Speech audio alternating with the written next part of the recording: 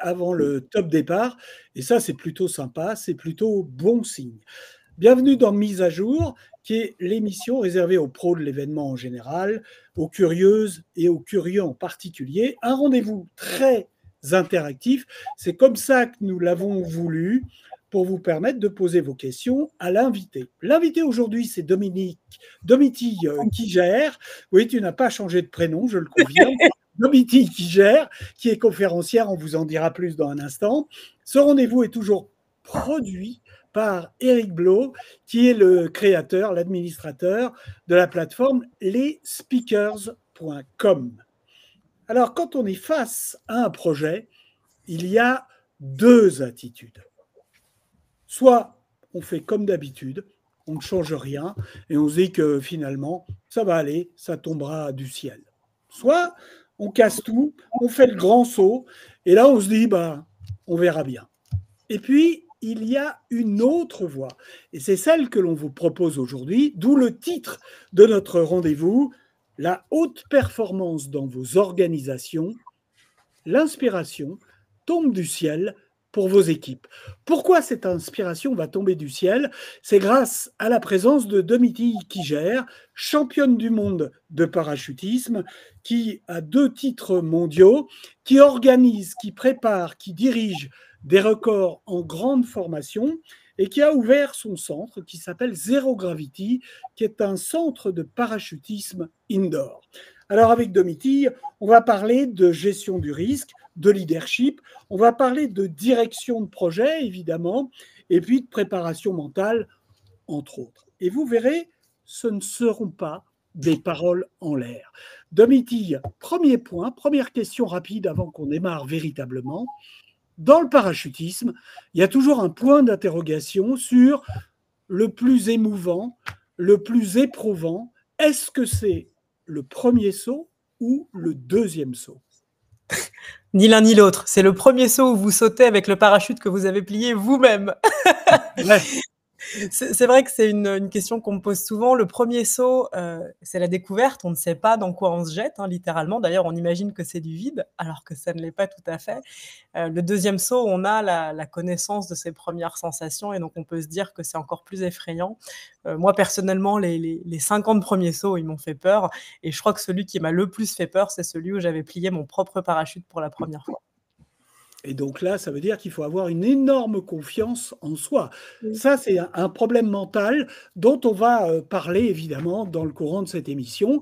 C'est vous qui posez les questions aussi. Je vais en poser un certain nombre à Domiti, un certain nombre à Eric également. Vous êtes les bienvenus pour poser vos questions dès à présent. Eric, le premier contact, c'est un premier saut dans l'inconnu, souvent, avec les entreprises que tu vas accompagner, puisque tu fais l'interface, l'intermédiaire. Comment se présente ce premier contact avec une entreprise que tu accompagnes par tes conseils? Alors, le parallèle avec le parachutisme, moi, je ne plie pas la conférence moi-même, donc je suis beaucoup plus léger. Mais en réalité, chaque contact avec les clients pour trouver le conférencier idéal pour leur événement est identique. Le contact, c'est une prise de brief. Toi qui connais bien, toi qui animes beaucoup d'événements en tant que journaliste, tu sais qu'il faut définir un peu l'objectif. Donc, moi, je dois comprendre très vite, en discutant avec le client, quel est l'objectif qu'il fixe avec son rédacteur en chef et avec son équipe pour cet événement. Où est-ce qu'il veut emmener ses équipes? Souvent, on part d'un point A, on veut arriver à un point B, et tout l'événement travaille au chemin vers ce point B. Donc, en réalité, que ce soit un client qui nous appelle tous les mois ou que ce soit la première fois qu'on se parle, on va avoir à peu près la même conversation. Pourquoi on fait cet événement? Quel type de conférencier vous avez déjà eu et quel type de conférencier vous aimeriez? Quels sont les messages forts que vous devriez pouvoir entendre? Comment on saura à la fin de l'événement si on a réussi à vous aider à atteindre votre objectif? Tout ça, c'est à peu près toujours les mêmes questions. Alors, elles sont plus nombreuses que ça, évidemment, mais j'ai besoin d'avoir un brief détaillé. Donc, on est 4 maintenant chez les speakers à faire ce travail de prendre des briefs auprès des clients. Et souvent, quand on échange après les briefs, on échange un peu nos idées, quelle conférencier on a envie de proposer, on a tout de suite des visages qui viennent, font notre rétine et on dit ah bah là on va présenter Domitille, c'est évident quoi. Donc tu vois, c'est à peu près la même logique. Moi, je vous propose à tous les deux et puis à tous nos invités qui nous font le plaisir d'être là, de regarder l'interview que vous aviez enregistrée, qui a été un peu montée, donc qui va être un peu moins bavarde que moi. On regarde cette interview et puis on se retrouve juste après pour passer en mode question-réponse avec nos amis. Ça vous convient? Très bien. Bon, alors on écoute nos micros.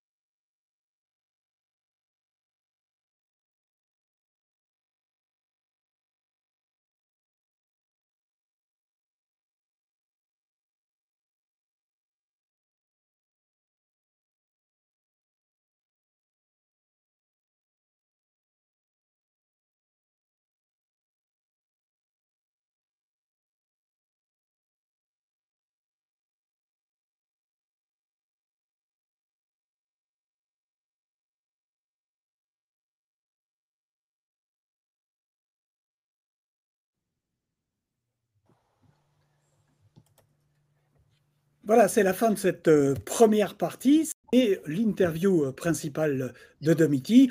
Deuxième partie maintenant avec vous, avec vos questions et des éléments importants sur lesquels est passé Domiti et sur lesquels nous allons revenir maintenant.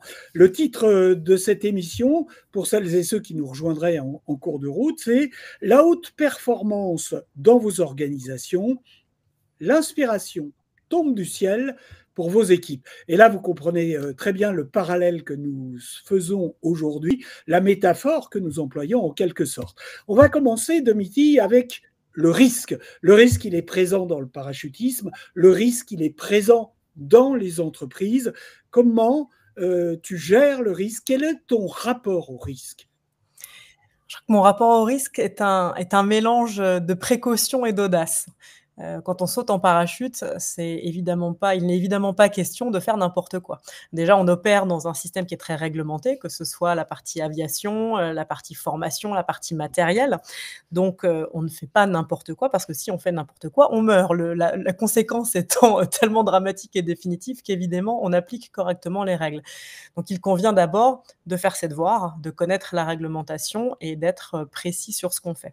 Une fois qu'on est dans ce cadre-là, qui est nécessaire et qui est un socle, eh ben, il faut avoir ce petit grain de folie supplémentaire. Et c'est ce moment de basculement qui est très évident dans le parachutisme. Littéralement, on franchit la porte de l'avion. Cette prise de risque qui est calculée, elle vous permet d'accéder à quelque chose de plus grand, à quelque chose que j'appelle moi l'extraordinaire et qui peut s'incarner de façon très différente dans la vie privée ou dans la vie professionnelle. Mais pour moi, ce risque-là, cette prise de risque-là, elle est nécessaire. Alors, on place tous ce curseur de risque à un endroit différent, en fonction de nos propres expériences, en fonction de notre éducation, de nos circonstances, de notre histoire de vie. Moi, j'imagine que là où j'ai placé mon curseur avec l'acceptation d'une carrière dans le parachutisme et près de 10 000 sauts, elle paraît peut-être très éloignée ou très étrange à certaines personnes. Et pour autant, moi, elle me convient bien. Et là où moi, j'ai placé ma limite, c'est avec le base jump, par exemple, qui est un sport qui ressemble au parachutisme, mais qui n'en est pas, où il y a beaucoup moins de sécurité en place. Où là, en deux mots, tu peux nous expliquer ce qu'est le base jump pour celles et ceux qui ne connaîtraient pas? Alors, le base jump, c'est un acronyme BASE qui veut dire Building, Antenna, Span and Earth. Donc, ça décrit les 4 types d'objets dans lesquels on peut sauter. Au lieu de sauter d'un avion ou d'un hélicoptère ou d'une montgolfière, donc de quelque chose qui est dans le ciel très haut avec plein d'espace autour, on va sauter d'un point fixe. C'est pas tout à fait le même type de matériel. En parachutisme, on a 2 voiles et un système de sécurité qui va ouvrir automatiquement votre voile de secours si la première s'ouvre pas. En base jump, il n'y a qu'une seule voile, il n'y a pas de système de sécurité. Et vous êtes près du relief, donc s'il y a quoi que ce soit qui se passe, tout de suite, vous pouvez rentrer dans quelque chose. Donc l'accidentologie est évidemment très différente. Et moi, après une très très courte incursion dans ce monde-là, j'ai décidé de ne pas continuer parce que pour moi, le risque n'était pas acceptable. Donc, j'en reviens à cette notion d'évaluation des risques, de comprendre le contexte dans lequel s'inscrit une prise de décision et d'évidemment de faire ça avec raison et avec intelligence. Pour moi, l'audace n'est pas faire n'importe quoi et prendre des risques inconsidérés, mais une fois qu'on a ce socle-là, être capable de ce petit grain de folie supplémentaire. Alors justement, la gestion des risques, ça se passe comment dans les entreprises où tu vas, où tu fais des conférences, des ateliers? Quel type de message tu fais passer? Qu'est-ce qui correspond finalement? Qu'est-ce qui se rapproche le plus du risque en entreprise? Quelle leçon on peut tirer? L'environnement auquel j'ai le plus été confrontée par les clients et les entreprises auprès desquelles j'ai travaillé, c'est la notion de prise de décision et de gestion de l'erreur. La peur de se tromper, la peur du risque, la peur de... Tout va bien, Eric. La peur de la mauvaise décision et la peur le risque du direct paralyse les gens. Et c'est souvent sur cette notion-là que j'interviens et sur cette notion-là que j'essaye d'influer pour donner des clés aux gens pour essayer de dépasser cette peur-là et d'accepter de prendre des risques raisonnables. Et alors, dans un contexte de grande formation, pour te donner un exemple, la notion d'erreur, on pourrait se dire il y a le droit à 0 erreur. C'est pas tout à fait le cas. Un record, d'ailleurs, c'est une succession d'échecs qui mène à une réussite. Un record, ça se passe sur, on va dire, 5 jours de tentative. On n'y arrive jamais du premier coup. Ça veut dire qu'on va échouer plusieurs fois avant d'y arriver. La façon dont on va gérer cet échec, la façon dont on va encadrer les gens qui ont échoué, le type de feedback et la façon dont on va donner du feedback à ces personnes-là, va leur permettre de prendre confiance et de progresser pour que dans ce relativement court laps de temps, quelques jours, 1 minute à la fois, ils puissent performer et prendre confiance en eux pour être capables de dépasser cette peur de l'échec et cette peur du risque. Donc ça s'applique beaucoup à la prise de décision et à la capacité à agir, à ne pas être paralysé par la myriade de peurs qui peuvent nous paralyser en entreprise. Alors les entreprises, elles ont sûrement conscience qu'il faut un peu se pousser, aller sur des terrains nouveaux. Eric, tu nous fais part d'un commentaire en disant, bah, finalement, aujourd'hui, on nous demande d'explorer le terrain de l'audace. Ça se concrétise comment? Bah, c'est un constat, mais alors vraiment, cette semaine, je crois qu'on a eu 3 ou 4 demandes sur ce mot-clé-là. Et quand on prend le brief, qu'on creuse, en fait, on entend quoi? On entend les entreprises ont besoin de bouger, de ne pas faire comme avant, parce que ça marche moins bien qu'avant. Elles ont besoin d'innovation, et pas seulement technologique. Elles ont besoin que les collaborateurs acceptent le changement et ne traînent pas des pieds à chaque fois qu'on leur annonce un changement dans l'entreprise. Tu sais, il y a des, enfin, je ne sais pas si c'est français, mais il y a un problème avec tout ça. C'est-à-dire que souvent, si on change de logiciel, si on change de façon de faire, si on change de process, si on change de président, si on change de...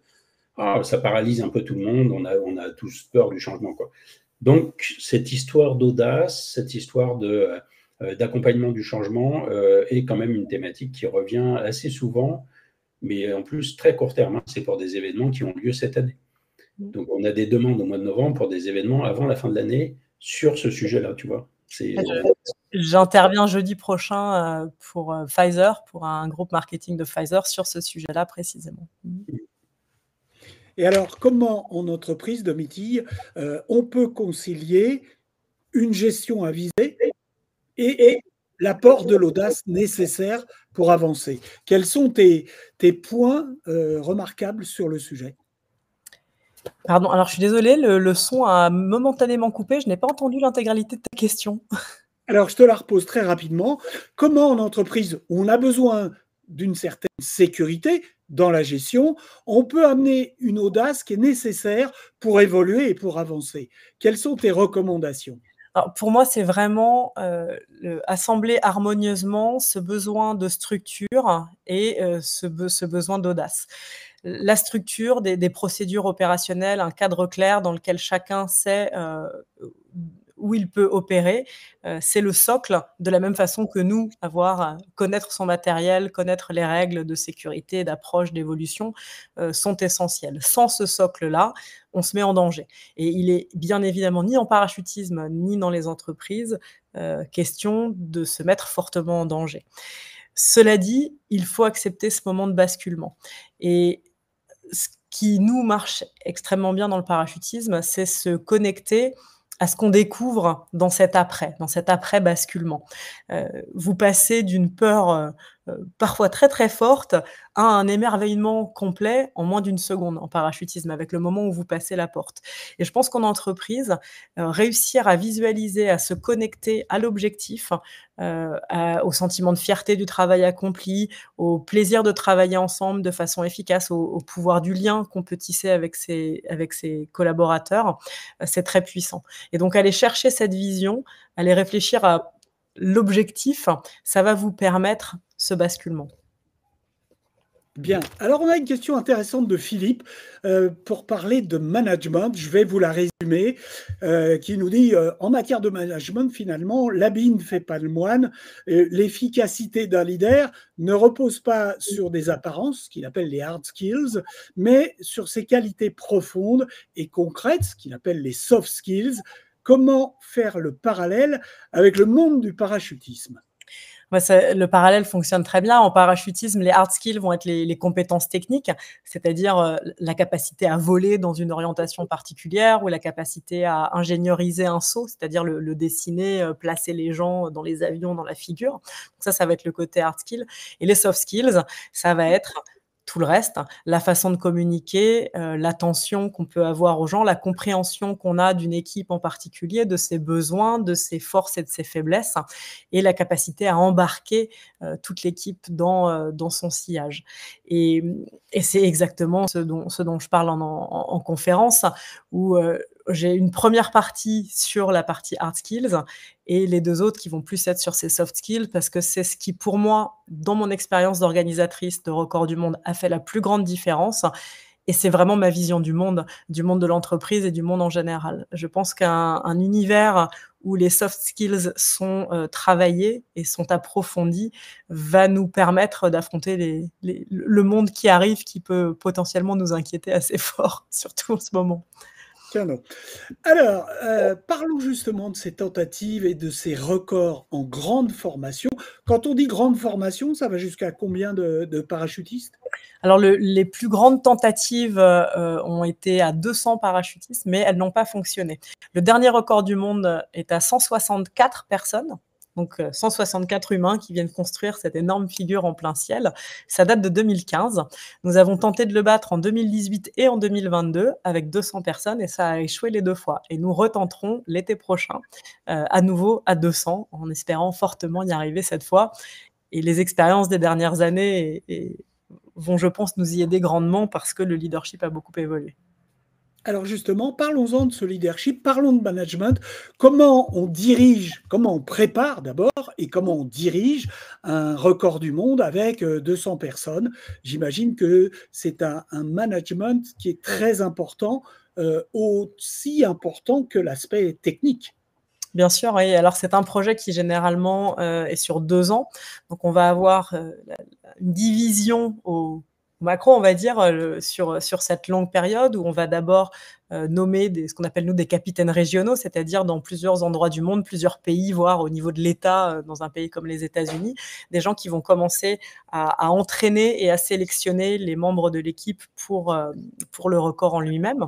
Et ensuite toute la partie ingénierie du saut. Donc pendant ces événements, non seulement on entraîne l'équipe et on apprend à sélectionner l'équipe, on apprend à connaître l'équipe, parce que le jour J, il faut placer toutes les personnes au bon endroit, et ça, c'est un sacré puzzle. Donc, une connaissance profonde de l'équipe est importante. Et on doit aussi tester des nouvelles configurations. Est-ce que ça construirait plus vite si on mettait une branche comme ça, une branche comme ça? Donc, il y a vraiment le côté dessin du saut qui est important. Et ensuite, plus on se rapproche de l'événement, plus les événements d'entraînement vont grossir et plus on va se concentrer sur la répétition plutôt que sur la nouveauté. Donc au début, on essaye plein de choses différentes, on place les gens à plein d'endroits différents pour leur permettre d'apprendre différents types d'approches, différents types de jobs, différents types de compétences à l'intérieur même du saut. Et puis plus on se rapproche de l'objectif, plus on va permettre aux gens de s'entraîner sur quelque chose de spécifique et donc renforcer leur zone de génie plutôt que de les rendre polyvalents. Pendant le record en lui-même, ce qui a beaucoup évolué et une des clés que je partage en conférence parce que ça a été développé dans le dernier record féminin, ça va être la subdivision assez précise de l'objectif final.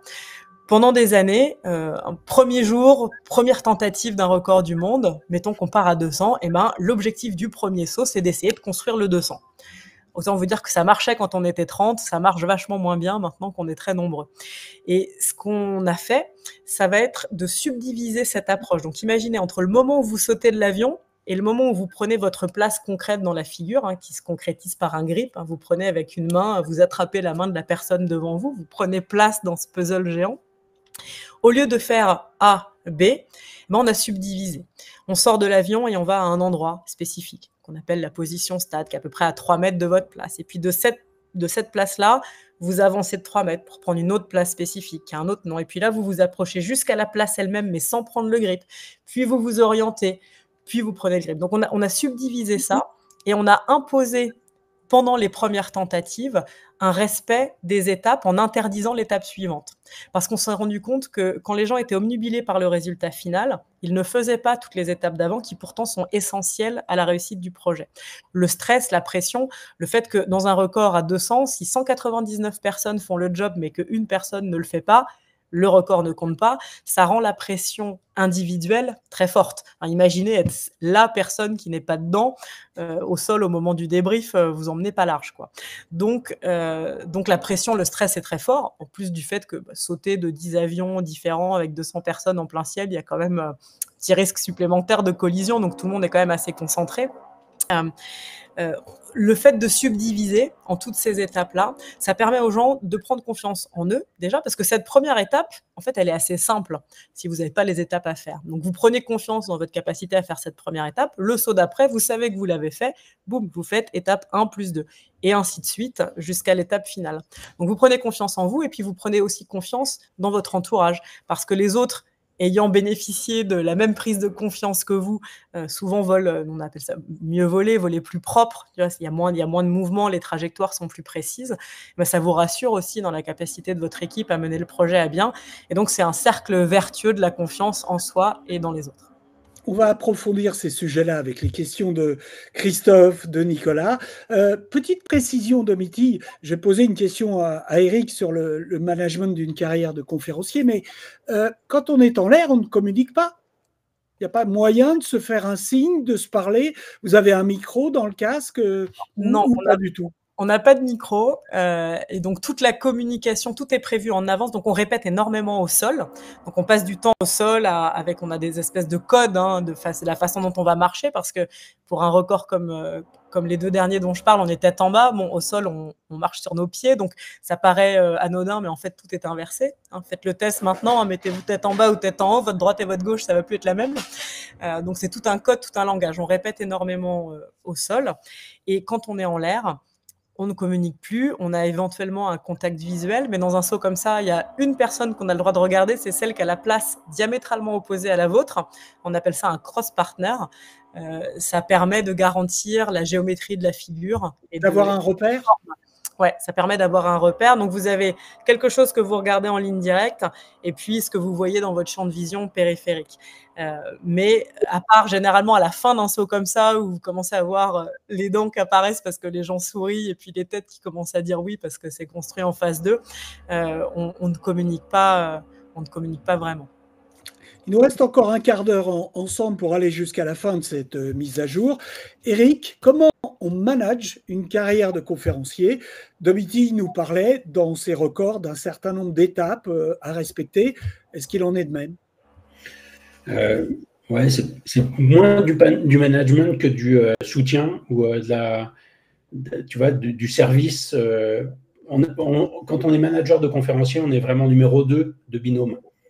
Tu vois, on est derrière le conférencier, c'est lui qui montera sur scène le jour J. Donc la carrière d'un conférencier, en revanche, elle est assez complexe à créer. Il faut exister, il faut avoir un branding, il faut que les gens vous connaissent, vous reconnaissent. Il y a une partie négociation qui est assez rapide, en fait, le client a besoin, on présente un conférencier qui fait l'affaire et on va parler un peu argent. Puis il y a la partie livraison de la conférence elle-même qui, là, est le niveau d'expertise du conférencier et le résultat du brief avec le client. Créer la carrière, c'est, je vais pas raconter tout ça, mais par exemple, on travaille avec Domitille en ce moment, puis avec une petite dizaine de conférenciers à partir à l'international. Donc là, on fait un gros événement à Abu Dhabi fin janvier, avec dans la salle des directeurs de communication événementielle d'entreprises qui viennent écouter et rencontrer les conférenciers, y compris des Français que nous représentons. Donc, tu vois, ça peut aller jusque-là.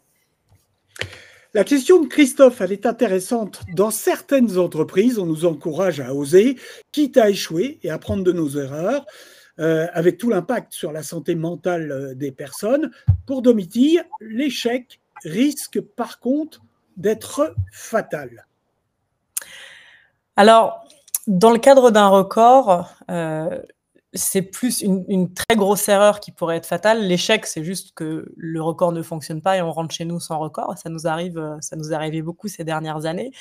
Le risque de mort, il est évidemment possible, mais réduit à son plus proche degré de zéro par la sélection qu'on fait de l'équipe qui part. C'est-à-dire qu'on ne va évidemment pas laisser sauter quelqu'un avec nous qui n'a pas énormément d'expérience et qui ne s'est pas énormément entraîné pour participer à ça.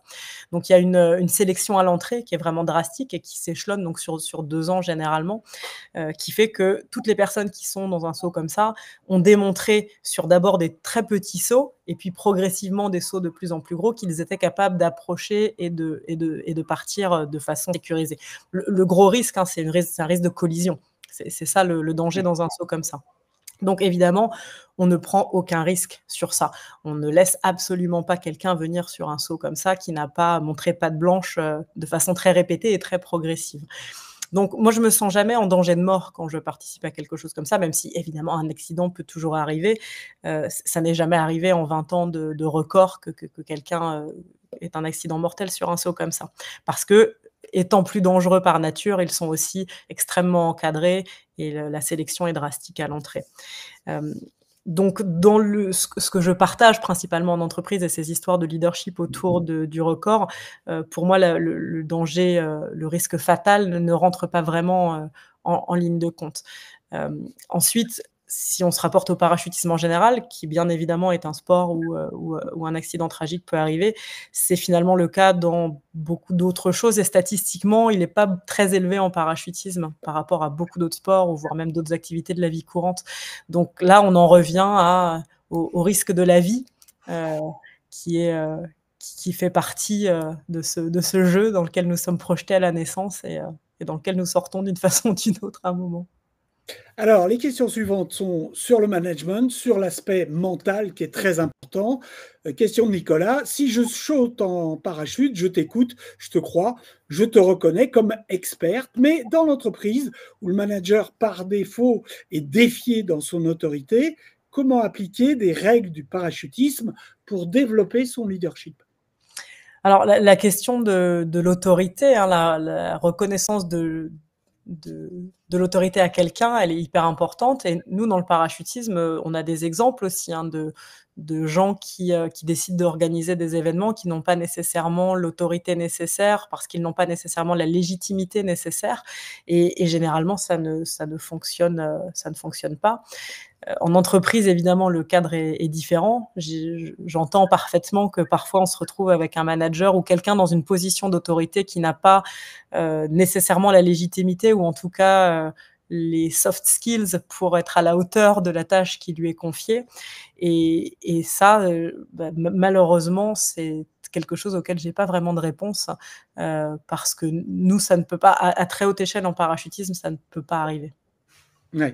Alors, il ne faut pas confondre deux choses. C'est l'expertise que peut avoir un manager dans le domaine et son expertise du management. Si on est dans le sport, je peux vous rappeler par exemple que Bob Bowman, l'entraîneur de Léon Marchand, l'entraîneur américain de Léon Marchand, n'a jamais été un compétiteur d'exception dans la natation. En revanche, ses qualités de management d'entraîneur sont bien réelles. Autre question, la préparation mentale. Alors Christophe nous dit qu'il est intéressé par savoir comment vous procédez, avec qui vous travaillez finalement. Est-ce qu'il y a des psychologues, des sophrologues, de la visualisation? Comment se passe la préparation mentale dans le domaine, par exemple, de la préparation d'un record en grande formation? Ouais. Alors, on ne travaille pas avec des psychologues, mais par contre avec de la préparation mentale et des choses qui ressemblent à de la sophrologie énormément. Les deux aspects clés pour nous, ça va être la visualisation et ensuite la gestion de son stress par de la respiration, de la cohérence cardiaque, ce type d'exercice. La visualisation, c'est le meilleur ami du parachutiste. Quand on fait un saut, ça dure entre 50 secondes, 1 minute, c'est donc un temps qui est très très court et qui ne peut se produire qu'un certain nombre de fois dans la journée. Moi, à mes plus hautes heures d'entraînement en équipe de France, on faisait 15 sauts par jour, on y passe du lever au coucher du soleil, on y passe notre journée. Ça veut dire qu'on a fait 15 minutes d'entraînement, techniquement, de notre sport. La soufflerie a un peu changé ça, mais c'est donc un temps très court. La visualisation, ça nous permet donc d'anticiper ça et de nous préparer au mieux à affronter les conditions réelles du vol. moi, c'est quelque chose sur lequel je me suis formée et je pense que ça a fait partie de mon ascension dans ce milieu-là et dans cette position de leadership. C'est que j'ai été une des premières à insister très lourdement sur ces aspects-là dans les records. C'est même devenu presque une petite private joke avec la team française de gens qui participent au record, parce que je leur ai beaucoup parlé de visualisation. Nos cerveaux sont assez exceptionnels à ce niveau-là. Ils font pas vraiment la différence entre quelque chose qui est visualisé et quelque chose qui est fait. Alors là, je passe très vite sur ce sujet-là, mais ça nous permet donc, en travaillant à la fois notre visualisation interne, donc se mettre dans la peau de ce qu'on va être nous pendant le vol, ce qu'on va voir, ce qu'on va ressentir, et à la fois une visualisation externe, c'est-à-dire comme si on pouvait se voir de l'extérieur, voir une vidéo de nous en train de voler. En combinant ces deux aspects-là, on va pouvoir recréer les conditions d'une chute libre. Et donc, se retrouver en l'air en ne découvrant pas quelque chose, mais en ayant l'impression de l'avoir déjà fait à de nombreuses reprises. Ça permet à la fois de se préparer techniquement, de bien faire tous les gestes dans le bon ordre, au bon endroit, mais ça permet aussi d'apaiser énormément son mental. Et ça, c'est le deuxième aspect qui est très important, parce que le parachutisme en général, ça fait un peu peur. Les records en particulier, souvent la pression est énorme en termes de rythme cardiaque, de main moite ou de pensées négatives qui tournent en boucle. C'est quand même assez, ça peut être quand même assez costaud. Et donc aider les gens à affronter ça avec des exercices de respiration. Alors c'est des choses qui sont assez connues, mais du box breathing où on va compter sur une inspiration et une expiration, essayer de calmer tout ça, et puis concentrer sa pensée sur des choses positives et sur ce qu'on veut faire. C'est une des clés très importantes en visualisation. Notre cerveau ne retenant pas la négation, si je vous dis ne pensez pas à un éléphant rose, vous la connaissez toutes celle-là, c'est pas tellement possible. C'est pareil. Si vous pensez à votre saut en pensant à tout ce qui peut mal se passer ou à tout ce que vous pouvez faire incorrectement et que vous êtes angoissé par ça et que vous n'arrêtez pas d'y penser, vous êtes en fait en train de vous conditionner à répéter les mêmes erreurs. Donc réussir à casser cette boucle négative, c'est très très important pour nous. Alors, ça marche dans beaucoup de domaines, la visualisation. Je crois que le plus célèbre, c'est les skieurs qui, avant une descente, on les voit très bien quand ils sont en haut, sont en train de répéter tous les virages. Eric, les conférenciers, avant de monter sur scène, est-ce que c'est important pour eux de faire de la visualisation en se mettant dans des conditions positives, optimales? Ouais, moi, ce que j'aime bien, c'est quand le conférencier arrive sur scène avec le niveau d'énergie dans lequel il veut emmener son audience. Donc souvent, c'est des gens qui ont beaucoup d'énergie. Enfin, on le voit à Domiti, même quand elle est assise, elle bouge. Quand les gens veulent atteindre ce niveau d'énergie, il faut qu'ils arrivent échauffés. Alors, les grands acteurs de théâtre font ça. Dans les coulisses, on le sait. Toi, tu accompagnes beaucoup de gens à monter sur scène, dont ce n'est pas le métier. C'est encore plus dur pour eux. Là, il faut visualiser le succès et faire tomber le trac qui serait paralysant. On peut toujours garder un peu de trac. Comme disait Sarah Bernard, je crois que ça vient avec le talent, et en tout cas, il faut garder un peu de trac, pas de problème, parce que c'est important, parce que c'est sérieux, mais visualiser les gens qui suivent la conférence, qui sont dans l'interaction, qui vous applaudissent, pourquoi pas une standing ovation à la fin, permet quand même au cerveau, évidemment, il faut le répéter plusieurs fois, de dire « Ah, mais ça va, ça je l'ai déjà fait, j'ai déjà eu du succès, donc j'arrête d'avoir peur ». Et quand on débute sa carrière de conférencier, il y a des paliers. Il y a des gens qui font de très, très belles conférences devant des comités de direction, 20, 30 personnes, parfois 50, parfois le palier est à 200, parfois il est à 1000, et parfois il n'est pas là. Parfois il est « Ah, mais si c'est 20 directeurs, alors là, c'est très, très difficile. Puis je ne peux pas me cacher derrière les spots, je ne serai pas ébloui. » Enfin, donc, tu vois, chacun après va ressentir ça, ressentir un peu son stress, et on travaille en visualisation pour aider à ce que ça se passe le mieux possible et qu'il y ait du plaisir partagé ce genre-là, quoi. Le plaisir, très important. Nous sommes à la veille de cette semaine européenne pour l'emploi des personnes handicapées qui aura lieu la semaine du 21 novembre. Domiti, je vais te solliciter sur ce point parce que tu es présidente du comité Skydiving for Disabled et tu envisages de créer une épreuve pour handicapés. Tu peux nous en parler ?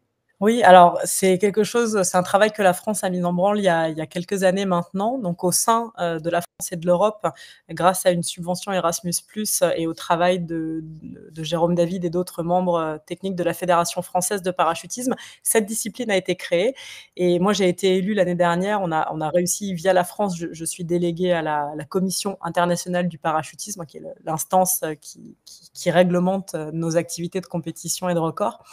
On a réussi à créer un comité pour les personnes en situation de handicap et notre gros objectif pour l'année prochaine, c'est de faire reconnaître la discipline qu'on a développée en France et en Europe à l'international pour qu'elle puisse être sanctionnée d'un titre de champion du monde, ce qui n'est pas encore le cas aujourd'hui. Donc c'est notre cheval de bataille depuis quelques années et j'en suis le porte-voix. J'ai l'honneur d'en être le porte-voix à l'international et ça a l'air bien parti. Je pense qu'on va avoir gain de cause l'année prochaine.